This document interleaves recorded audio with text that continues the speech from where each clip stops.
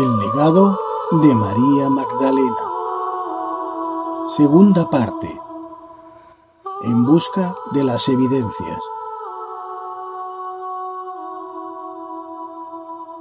Pero como ya dijera Yagoba, tendría la ocasión de averiguar con posterioridad a nuestro encuentro y a través de los medios habituales, libros, artículos e internet, todo lo relacionado con el párroco Saunier y la iglesia de Santa María Magdalena en Rennes-le-Château, hecho que se iba a producir en los próximos días. Así pues, después de la primera noche y del extraño mensaje, lo primero que me propuse fue acudir a la librería del casco antiguo, aquella donde mi intuición ya me avisara que volvería. Efectivamente, allí pude encontrar información referente a María Magdalena y Rennes-le-Château, igual como en varias revistas e incluso en diversas páginas de internet, donde no me resultó difícil completar toda la información que en principio sería suficiente para iniciar la investigación que posteriormente llevaría a cabo y comprobaría personalmente en la iglesia de Santa María Magdalena en Rennes-le-Château. María Magdalena y Rennes-le-Château. Repaso a la historia. La historia comienza en el año de 1885, cuando François Berenguer Saunier es nombrado párroco de la iglesia de Santa María Magdalena, en un pueblecito localizado en el sureste de Francia, junto a los Pirineos, llamado Rennes-le-Château. François Berenguer Saunier era natural de una aldea cercana llamada Montazels. Nació un 11 de abril de 1852 y a la edad de 27 años, en 1879, fue ordenado sacerdote. Cuando Saunier tomó posesión de la parroquia, se encontró con una iglesia en avanzado estado de ruina. Hacía más de 400 años que se había realizado la última restauración, motivo por el cual tuvo que alojarse provisionalmente en casa de una vecina del pueblo.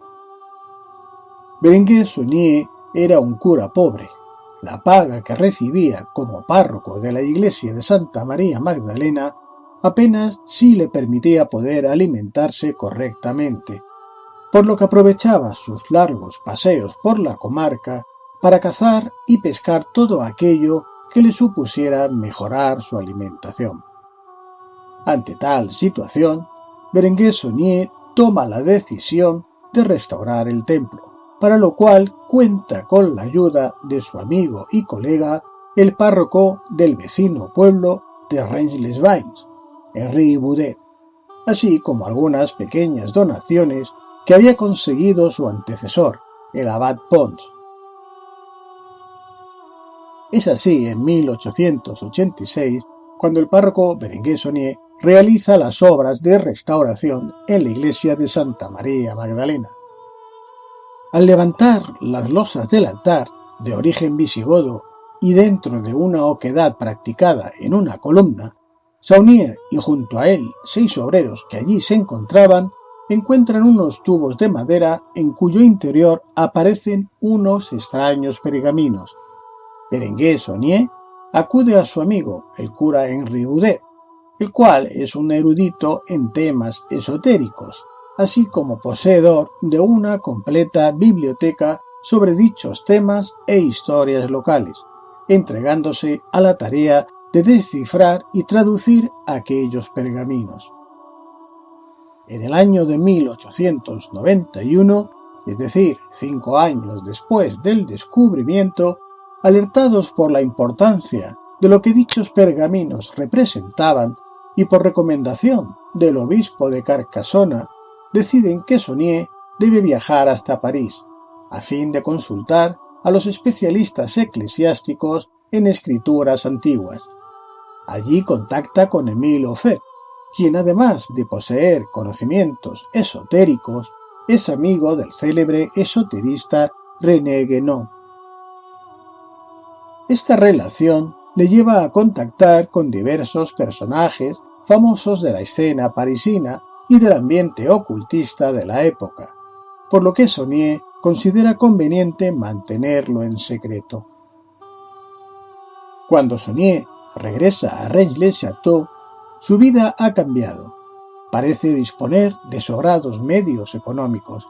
Incluso llegan a creer que posee una gran fortuna, la cual sigue aumentando con el paso del tiempo. Mantiene enigmáticas correspondencias con ilustres personajes de las ciudades principales de Francia y de media Europa, como Alemania, Austria, España y Suiza, llegando incluso a cartearse con personajes de América.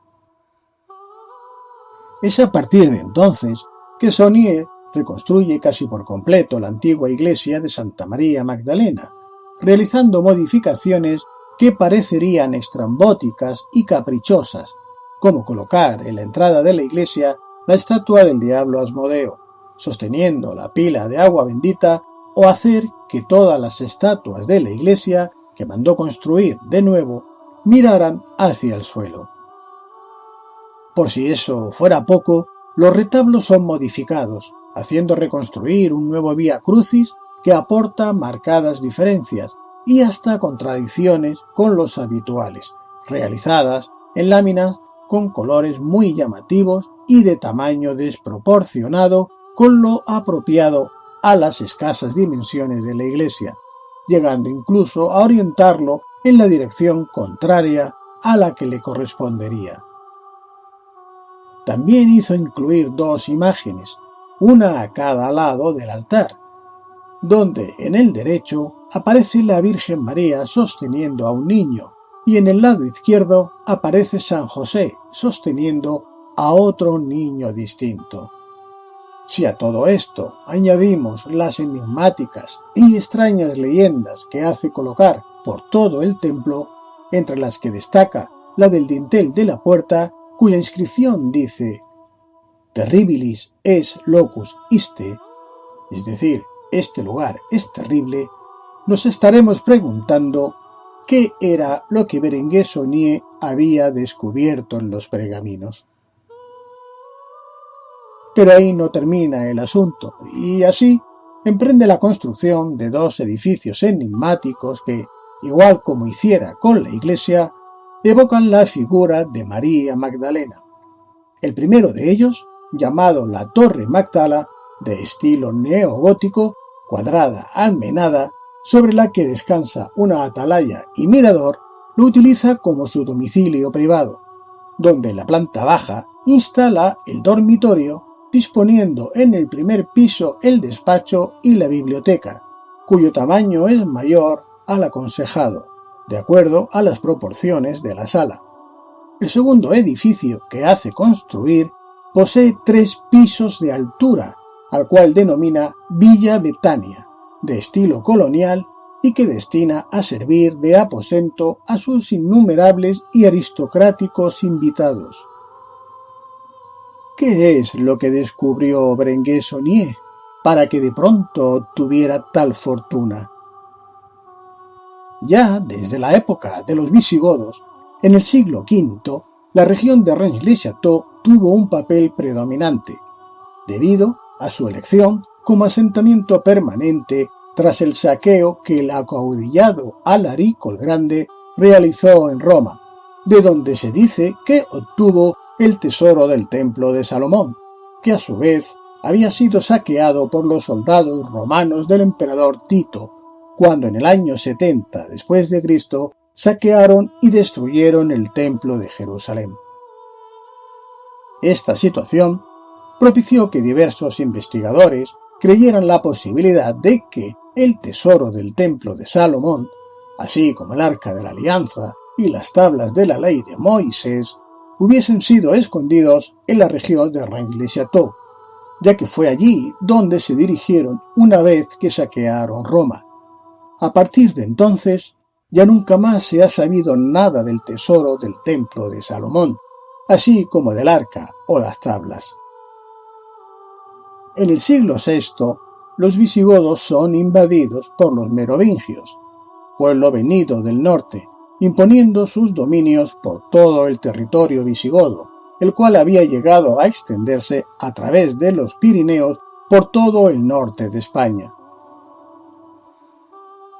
Entre los merovingios existía la costumbre de enterrar a sus reyes con joyas y tesoros, hecho que propició, por parte de los buscadores de tesoros, una exhaustiva inspección de la zona, puesto que, de acuerdo a lo aceptado por historiadores e investigadores varios, en dicha zona, y más concretamente en la iglesia de Santa María Magdalena de Rennes-le-Château, se habría llevado a cabo el enlace matrimonial entre el rey merovingio Dagoberto II con la princesa visigoda Giselle de Razas o Racés.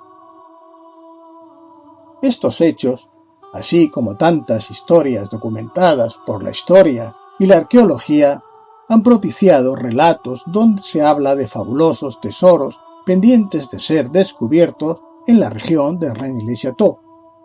Debido al interés que la comarca de Rennes siempre ha despertado por los tesoros de toda índole, no es de extrañar que sea también en esta región donde se supone que se pueda ocultar uno de los considerados mayores tesoros de la cristiandad, el Santo Grial. Ante todo lo expuesto, nos encontramos con una serie de leyendas, entre las que destaca una que dice que en el siglo I después de la crucifixión de Jesús, el Nazareno, José de Arimatea, junto con María Magdalena, desembarcó en las costas de la Galia, lo que sería el sur de Francia, trayendo consigo la copa o cáliz donde se dice que recogió la sangre derramada por Jesús en la cruz.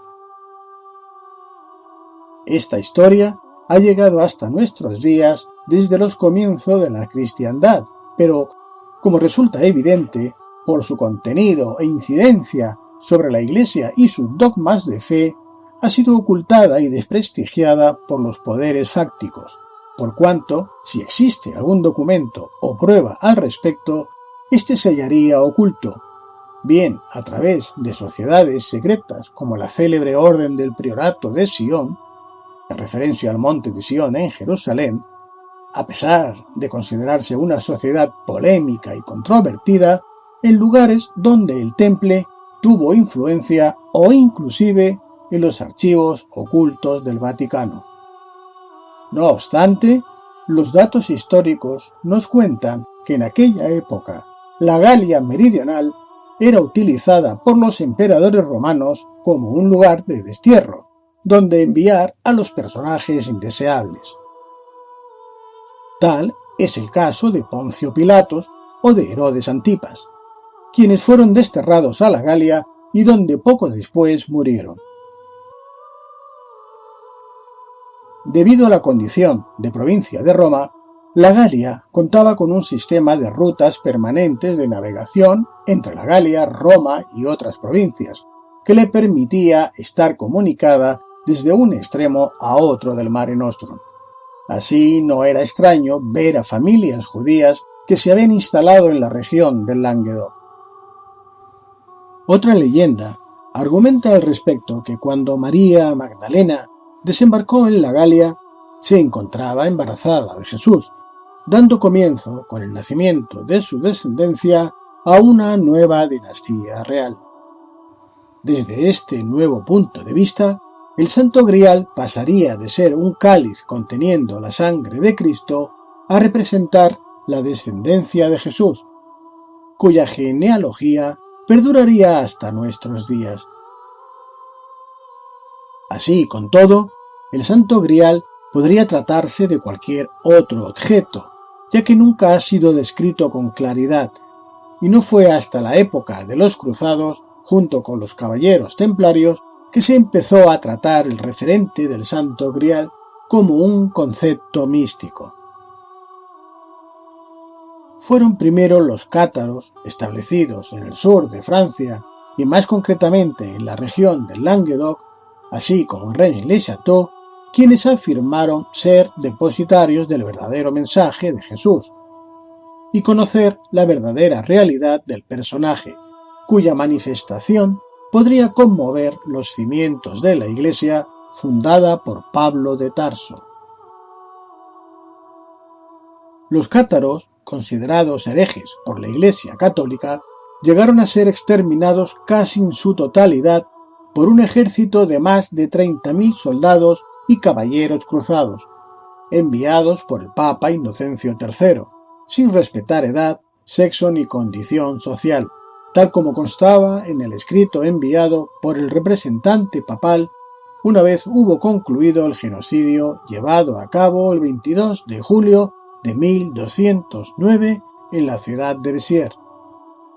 Para tener una idea de la crueldad demostrada, baste señalar la desgraciada y célebre frase del legado papal Arnaud Tamaury, quien, a preguntas del oficial que tenía que dar la orden de ataque en el sitio a Béziers, sobre cómo podía distinguir a los que eran herejes de los verdaderos creyentes, le contestó: «Matadlos a todos, Dios sabrá reconocer a los suyos».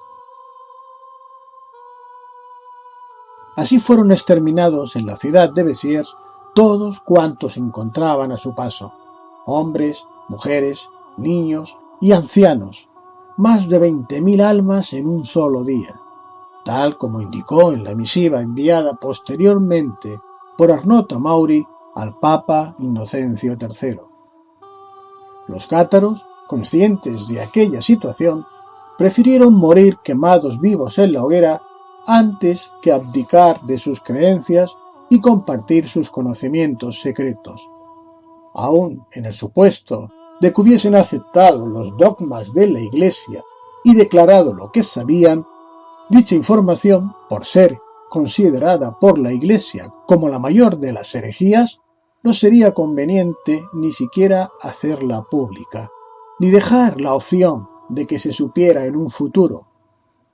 Igual suerte corrieron los caballeros templarios, algunos años después, en 1307, quienes habían acogido e incluso defendido con sus espadas a los cátaros, siendo perseguidos y quemados vivos por orden del rey de Francia, Felipe IV el Hermoso, contando con la aprobación del Papa Clemente V, llamado Bertrand de God, quien antes de ser Papa había sido arzobispo de Burdeos y por tanto deudor de favores al rey francés. Con lo visto anteriormente, la región de Rennes-le-Château, y más concretamente la iglesia de Santa María Magdalena, posee por sí sola suficientes elementos como para interesar cualquier nuevo descubrimiento que en ella se realice, máxime si, como en el caso del párroco Berenguer Saunier, el descubrimiento se corresponde con una serie de documentos que hablan de la relación de Jesús el Nazareno con María Magdalena, además de varios pasajes de la vida del Maestro, entre otras cosas. Así no era de extrañar que Saunier, una vez se percatara del verdadero valor y alcance de lo descubierto, buscase la mejor manera de obtener beneficios, tanto de tipo económico como de índole social, lo que evidentemente consiguió. Berenguer Saunier falleció el 22 de enero de 1917, cuando solo le faltaban 3 meses para cumplir los 65 años de edad, a causa de una repentina apoplejía. Esto no hubiese pasado de ser anecdótico si no fuera porque días antes, el 12 de enero, Marie de Darnaud, su doncella y a la que algunos autores consideran también su compañera sentimental, había encargado un féretro para el párroco Saunier, pese a que se encontraba en excelente estado de salud. Toda esta situación no hizo sino avivar más todo el enigma relacionado con Saunier y lo que descubrió.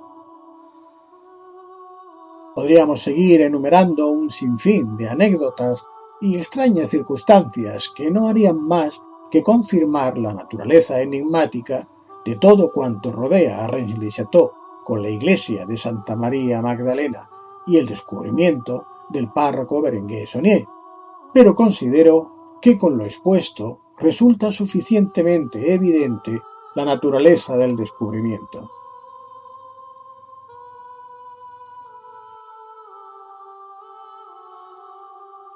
Viaje a Rennes-le-Château. Había conseguido todo tipo de información a través de libros, revistas, internet, etc. Pero algo en mi interior me decía que tenía que ir personalmente a la iglesia de Santa María Magdalena en Rennes-le-Château, ya que, como recordase María Magdalena a Valerio, más vale una imagen que 1000 palabras. Con ese propósito estuve pendiente de llevar a cabo el viaje, el cual pude realizar por cosas del destino el día 1 de noviembre, es decir, el día de Todos los Santos, anterior al de los difuntos. En ese instante no me di cuenta de las posibles implicaciones o conexiones que podrían darse en la iglesia de Santa María Magdalena, al ser ese día el que generalmente se dedicaba a visitar las tumbas de los difuntos, pero como pude comprobar posteriormente, sí existía cierta conexión o relación. Gracias a todo lo que había leído al respecto de Saunier y de la iglesia de Santa María Magdalena, ya me había formado una imagen o una idea de lo que podría encontrar allí, pero como dice el refrán, el hombre propone y Dios dispone.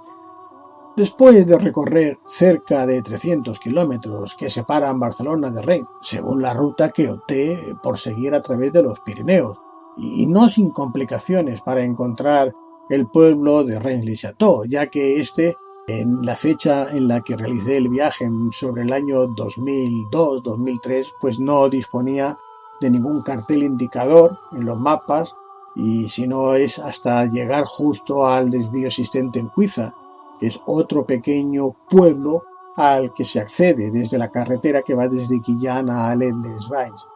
Pues bien, a partir de aquí se accede hasta la cima de un pequeño monte donde se encuentra el pueblo de Rennes-le-Château y la iglesia de Santa María Magdalena, objeto del viaje. El pequeño pueblo, con apenas 100 habitantes, aparece como un lugar típico, turístico o cuando menos dedicado en exclusiva al fenómeno Saunier. Este hecho evidente, nada más penetrar ya en el pueblo, me puso sobre alerta, pero siguiendo mi instinto, me propuse conseguir el máximo de información al respecto sobre el tema que me había llevado hasta allí, y aunque solo fuese por el consejo de Yagoba, abriría todos mis sentidos con el fin de captar todo aquello que pudiese ser de utilidad a mi investigación. Así, lo primero que me llamó poderosamente la atención fueron los letreros que indicaban las diferentes localizaciones del conjunto parroquial o baptisterio, destacando el museo del Abad Saunier sobre el resto de las indicaciones. La entrada al templo era lo más parecido a una atracción turística, debido sobre todo a la gran cantidad de asistencia de personas, promovida por la publicidad e información que se ha vertido sobre el tema. Así, la entrada y estancia se encontraba controlada por una mujer de aspecto serio y fornido, cuya mayor preocupación consistía en que nadie hiciese fotografías con flash, además de limitar la permanencia dentro del templo, lo que obviamente no dejaba tiempo para las pretendidas o posibles investigaciones de los asistentes. No obstante, me dejé llevar por mi intuición. Así, además de las informaciones que pudiese encontrar sobre el tema, podría comprobar personalmente la veracidad o no de las mismas.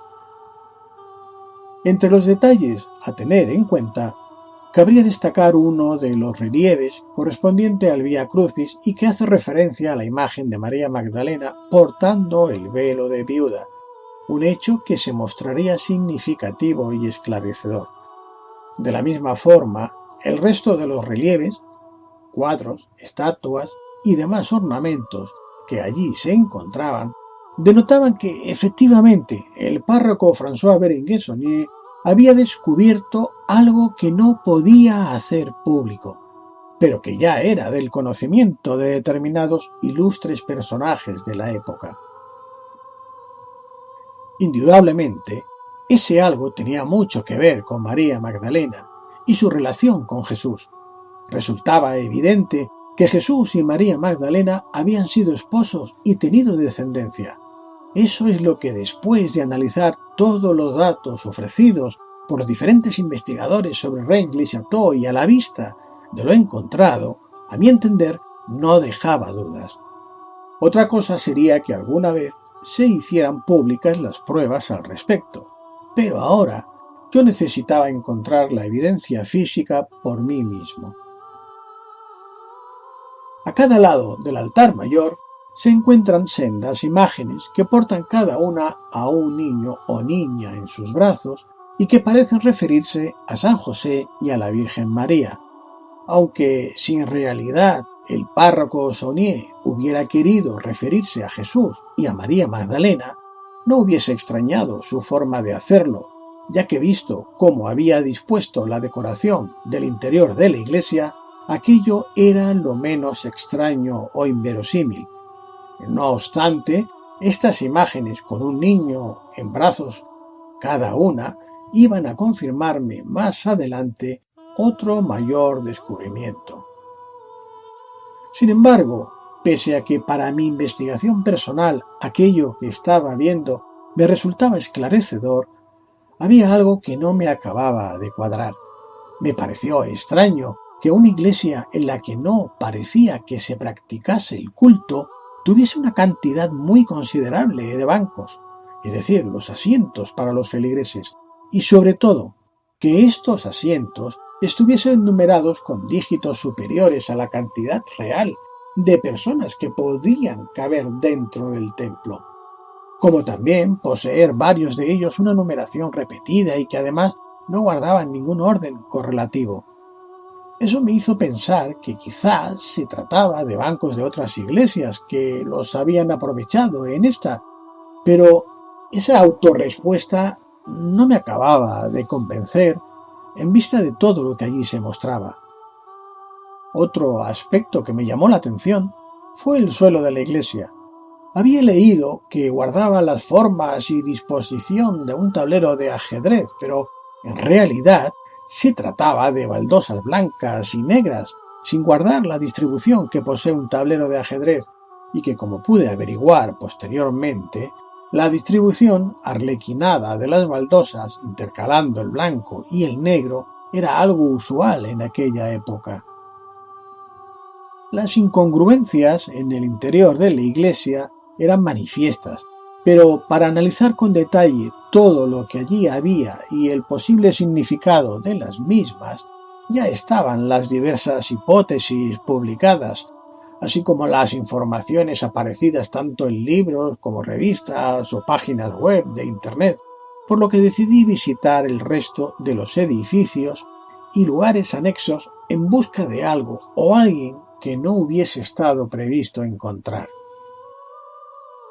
Estaba empezando a oscurecer, por lo que me apresuré en visitar el museo, Villa Betania, la Torre Magdala, en fin, no sé cómo describirlo, pero cuando miraba las fotografías del cura François Berenguer Saunier y de su doncella y compañera sentimental Marie de Darnaud, una extraña sensación de angustia y pesadumbre me invadió. Era como si allí aún estuvieran presentes. Un halo de enigmática sensación flotaba en el ambiente, con una carga angustiosa muy fuerte. Cuando pasé a visitar la habitación donde Saunier murió, la sensación que tenía de angustia y pesadumbre se amplificó. Parecía como si aquella habitación se hubiese quedado impregnada del odio y la angustia que habían experimentado Saunier y Marie de Darnaud. Para mí, resultaba evidente que aquel lugar estaba cargado de enigmáticas sensaciones angustiosas, algo difícil de describir con palabras. Únicamente la intuición y la sensación percibida podían darme una respuesta. Ya había anochecido, pero como hasta entonces no había podido visitar el pequeño cementerio, el cual se halla junto a la iglesia, y donde se encontraban las tumbas de Saunier y Marie de Darnaud, y aquellas otras que pudieran o pudiesen aportarme alguna información adicional, opté por penetrar en él, ya que la puerta de hierro no estaba cerrada con llave. En primer lugar, me dirigí en busca de la tumba de Saunier, la cual tenía localizada por otras fotografías que había visto antes. Aproveché para hacer algunas fotografías, tanto de las tumbas como del cementerio en general, hasta que me di cuenta de un detalle que había pasado inadvertido. La tumba del párroco Saunier era la única que no llevaba ningún signo cristiano, al contrario que las demás tumbas. La de Saunier no poseía cruz alguna, ni signo o señal cristiana que lo identificase como tal. En su lugar, únicamente aparecía un relieve con su efigie. Como ya hacía rato que se habían marchado todas las personas que habían permanecido visitando el cementerio, además de que la oscuridad cada vez era más densa, opté por marcharme de allí, puesto que la extraña sensación que había experimentado en la habitación de Saunier se estaba reproduciendo. No había acabado de salir del cementerio cuando veo aparecer una luz por mi izquierda. Me quedé parado, en espera de ver de qué se trataba. Al cabo de unos segundos aparecieron varias personas portando cada una de ellas unos cirios encendidos. Marchaban una detrás de otra, como en fila india. Me pareció contar un mínimo de 6 grandes velas encendidas, las cuales eran portadas por ambas manos, levantadas ligeramente sobre el pecho de cada una de ellas. Desconocía a qué se debía todo aquello, así que me oculté de ellos, mientras los seguía sin que se diesen cuenta de mi presencia. Llegaron hasta un viejo hotel deshabitado o abandonado. Allí abrieron la verja de hierro que daba al jardín del edificio y luego, una vez estuvieron todos dentro del jardín y sobre una mesa alargada que me pareció ser de mármol blanco, fueron depositando cada uno el cirio encendido, hasta formar una cruz invertida. Aquello ya me pareció, o ya me empezó a causar cierta inquietud, por lo que tomé la precaución de ocultarme mejor de lo que ya estaba, ya que podrían descubrirme y no querría averiguar cuáles podrían ser sus intenciones. Al poco, todos empezaron a emitir una especie de cántico o rezo que me fue imposible descifrar, pues el lenguaje utilizado me resultó del todo desconocido. Al terminar aquel cántico o ritual, fueron todos recogiendo su cirio y se dirigieron hacia el interior del edificio, donde ya no pude alcanzar a ver nada más. ¿Qué misterio se esconde en Rennes-le-Château? ¿Qué significado tenía aquel ritual? ¿Quiénes eran aquellas personas extrañas? ¿Tenía relación todo aquel ritual con la iglesia de Santa María Magdalena? Toda esa serie de preguntas pasaron en unos instantes por mi cabeza, aunque quizá tenga que transcurrir mucho tiempo para saberlo, o quizás no, o no lo sepamos nunca, si bien lo que yo experimenté en aquellos momentos no me resultó agradable al espíritu. En ese momento vino a mi mente la coincidencia del día en que me hallaba, el 1 de noviembre, día en que por ser festivo suele ser elegido para recordar a los difuntos en los cementerios. Después de todo lo ocurrido, solo tuve la intención de marcharme lo antes posible de allí, cosa que realicé tan pronto llegué hasta donde tenía estacionado mi automóvil. La experiencia que obtuve en Rennes-le-Château se entremezclaba con los sentimientos y la intuición. Parecía evidente que las pistas dejadas por el cura Saunier apuntaban directamente a la relación de pareja entre María Magdalena y Jesús, pero yo necesitaba encontrar una evidencia física, algo que no fuese las pistas de alguien que no había dejado clara su postura, una evidencia que no dejase lugar a dudas, que pudiera comprobarse actualmente, pero que su origen fuese muy anterior a la historia de la iglesia de Santa María Magdalena en Rennes-le-Château. Casi me atrevería a decir que necesitaba un milagro.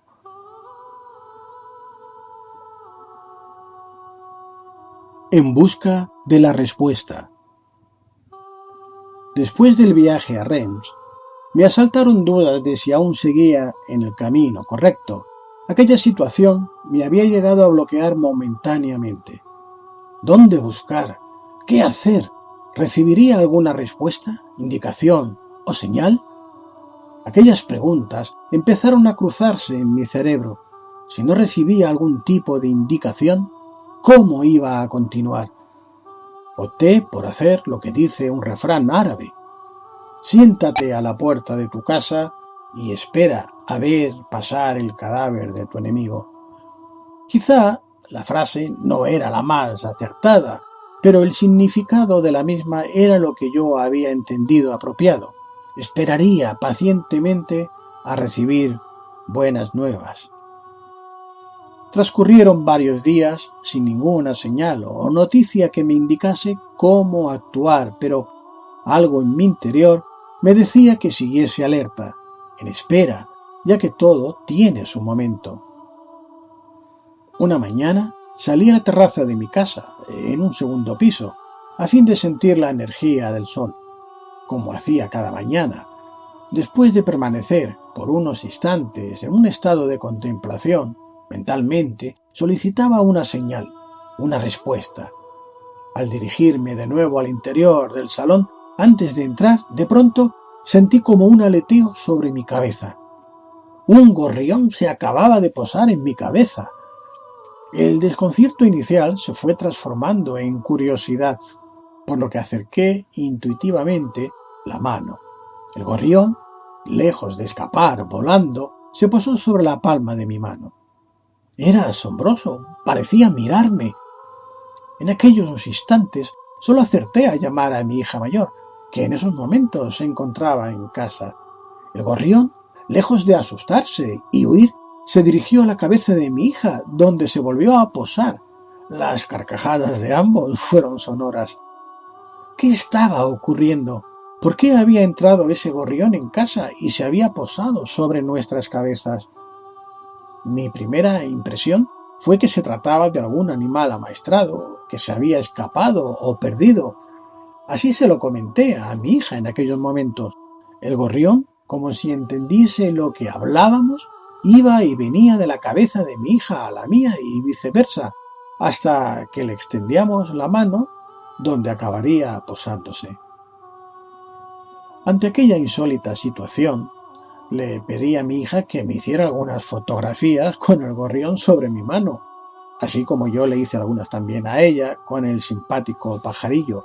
Temía que el gorrión acabase marchándose y cuando se lo contase al resto de la familia no me creyesen, aunque como ocurrió después, casi se convierte en uno más de la familia. El gorrión estuvo libre por toda la casa, volaba sobre nosotros y se posaba en nuestros hombros. Así estuvo durante 6 días, hasta que al resultar un tanto molesto por las deposiciones que realizaba en cualquier lugar, optamos por introducirlo en una jaula durante la noche. Aquello pareció no gustarle en absoluto, por lo que a la mañana siguiente, al abrirle la puerta de la jaula, salió disparado hacia el ordenador, posándose sobre el teclado. Cuando fuimos a recogerlo de allí, no dio tiempo y tal como había llegado se marchó. Salió volando por la puerta de la terraza y ya nunca más volvimos a saber nada más de aquel gorrión. Ahora viene la parte más increíble. ¿Realmente aquel gorrión fue una señal? La lógica seguramente nos dará infinidad de respuestas que lo achacarán a la casualidad. Yo sé que la casualidad no existe y que Dios escribe recto en renglones torcidos. Aquel pajarillo, antes de marcharse, había marcado algo.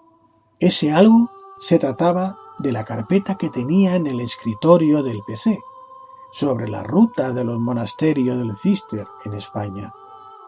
Hacía días que me había procurado información sobre los monasterios ubicados en España y que pertenecieron a la Orden del Císter, de igual manera que el de Santa María de Oya, aquel que fuese el origen de esta investigación.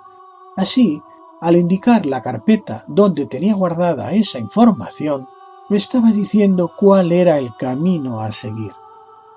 En un principio no me había dado cuenta.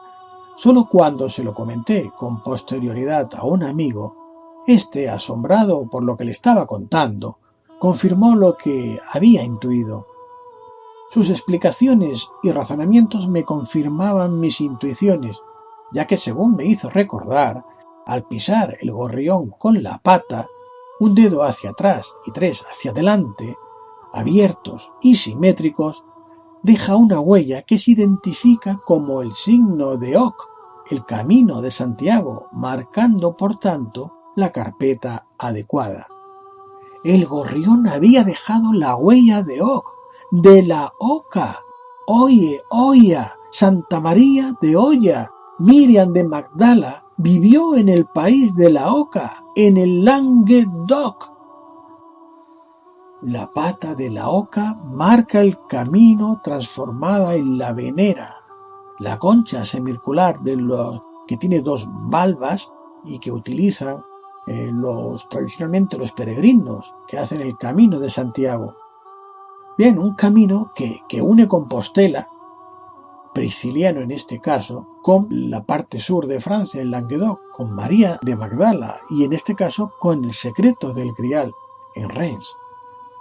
Todo el camino está salpicado de referencias toponímicas a Oc en sus variantes y a Estrella, Estela, Lizarra. Mi amigo Rafael me había ayudado a comprender mejor mis intuiciones. Incluso a una de sus preguntas estuve a punto de confirmarle lo que él pensaba, cuando me comentó: respecto a Prisciliano, es muy probable que sea el que está enterrado en la Catedral de Santiago. ¿Sabía Prisciliano el secreto del Grial? Buena pregunta, ¿verdad? No lo sé, pero no me extrañaría. Pero la verdad es que cuando posteriormente, en mis viajes, estuve en el sepulcro de Santiago, mi intuición me decía que allí no estaba el cuerpo del apóstol, aunque tampoco tenía otras evidencias para afirmar que se tratase de Prisciliano, un tema que dejé pendiente de resolver. Sé que solo puedo demostrar que el gorrión estuvo con nosotros, pues guardo las fotografías que le hice. El resto, sobre si era parte de una señal únicamente, puedo exponerlo como una apreciación personal, pero de la que yo no tengo la menor duda. Aquella situación me dejó clara una cosa, y era que debía continuar con los viajes que en principio me había programado por tierras de Galicia, donde las referencias a templos pertenecientes a la Orden del Císter o caballeros del Temple son abundantes. Cualquier información que pudiese encontrar podría facilitar una nueva pista a seguir. Así decidí empezar el recorrido visitando uno de los mayores monumentos religiosos del cristianismo, la Catedral de Santiago, y aunque no poseía las condiciones que en principio me había marcado, creí conveniente visitar. Me entrevisté con el fabriquero de la catedral y al preguntarle al respecto de la Magdala sobre el retablo encontrado en el monasterio de Oya, donde se puede observar al Espíritu Santo descender sobre la cabeza de María Magdalena, estando ésta rodeada por los apóstoles, su respuesta fue enérgica e inmediata. ¿Cómo una prostituta redimida va a ser el centro de los apóstoles? ¡Eso no puede ser! Los apóstoles solo podían contemplar de esa forma a Nuestra Señora, a la Virgen María. Bien, ante tal aseveración, decidí que era mejor seguir por mi cuenta con la investigación, aunque la postura del fabriquero sí me ayudó a entender la postura de la Iglesia. Previa autorización del fabriquero, pude acceder a la sacristía, donde solo encontré un óleo que hacía referencia a María Magdalena. En este caso se trataba de la escena tipificada en la Biblia, donde una mujer lava los pies a Jesús y que hasta hoy ha interesado identificar con María Magdalena. Resultaba evidente de que uno de los mayores templos de la Iglesia Católica no podía hacer referencia en modo alguno a la relación de María Magdalena y Jesús, fuera del contexto indicado por la misma. Después de la Catedral de Santiago, realicé otras tantas visitas a los templos que me había marcado como objetivo. Así visité la iglesia de Santa María de Cambre, una de las iglesias más antiguas de Galicia, donde existe una pila bautismal muy antigua, un capitel con una inscripción de 1194, imágenes antiguas de la Virgen y de Santa Gertrudis, así como una antiquísima cruz de chapa de cobre. Muy cerca de allí se encuentra la iglesia de la parroquia de Santa María do Temple, construida a comienzos del siglo XII, aprovechando los restos de un templo románico y que hoy día se encuentra en el interior del cementerio de la población. Pese a la antigüedad y el origen templario de los monumentos, no encontré nada que fuese de interés para la causa, por lo que proseguí con el itinerario marcado. El próximo templo a visitar fue la iglesia colegiata de Santa María del Campo, en A Coruña, construida durante los siglos XI al XIII. En dicha iglesia se encuentra un altar dedicado a la Magdalena, donde existe la imagen de María Magdalena a tamaño natural, y cuya autoría es atribuida a Pedro de Mena. También se cree que es la imagen a la que se dirige Fray Francisco Baucis en su romance, que dice: «¿Qué tronco es este que elevado informe de Magdalena el inmortal asunto?» Bien, a diferencia de los otros templos, en la colegiata de Santa María del Campo había encontrado un altar dedicado a la Magdalena, pero nada de lo que allí había me aportaba información adicional a lo que ya había obtenido. Así que para dar por terminado mi recorrido por las tierras gallegas, me dirigí al monasterio de Santa María de Sobrado dos Monxes, en la provincia de A Coruña. La iglesia del monasterio de Santa María de Sobrado fue construida en el año 1150, siendo el primer templo medieval que la Orden del Císter tuvo en Galicia. De ahí la importancia de este templo para la investigación, ya que en el mismo existía una capilla dedicada a Santa María Magdalena, pero como ya empezaba a ser usual, aquí tampoco iba a encontrar lo que estaba buscando, y ello en parte gracias a la desamortización llevada a cabo por el gobierno español en el siglo XIX, que subastó todo el patrimonio del monasterio, pasando a manos privadas y perdiéndose con ello gran cantidad de obras artísticas y, por tanto, la información primordial necesaria para llevar a buen término esta investigación. La desilusión parecía adueñarse de mi espíritu. ¿Acaso ya había acabado las posibilidades de encontrar la evidencia que estaba buscando?